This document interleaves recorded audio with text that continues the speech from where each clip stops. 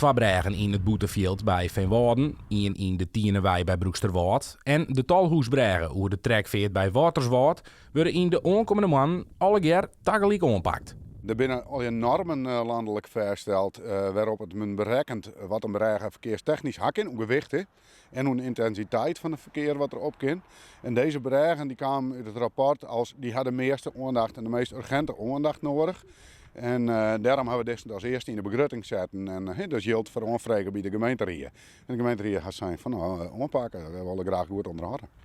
Het verkeer in het Boetefield en op de trekwei hebben we het meeste last van de werkzaamheden. Het is gewoon vervelend voor de mensen die dagelijks gebruik maken van de bregen om te rijden. Want nou ja, vooral hier onder Veenwouden is het best wel een eind omrijden. En ja, dan is het 10 weken echt wel lang, daar ben je je echt bewust van. Maar ja, sommige dingen matten en dan is het moment is altijd lastig.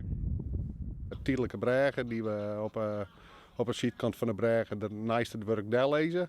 En daardoor kunnen dus de fietsers nog wel van en naar Veenwouden komen. De bregen in het Boetefield en de bregen oer de trekveert krijgen een hele nieuwe fundering en er komt een compleet nieuw bregendek op. Al met al kost het werk aan alle 4 bregen in totaal zo'n €800.000. Dat is een behoorlijke investering, dat gaat over tonnen.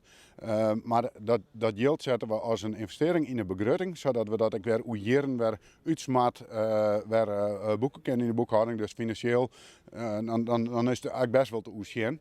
En onderhoud is behoud en het is gewoon hartstikke belangrijk dat die bregen er binnen en dat ze ook betrouwbaar blijven.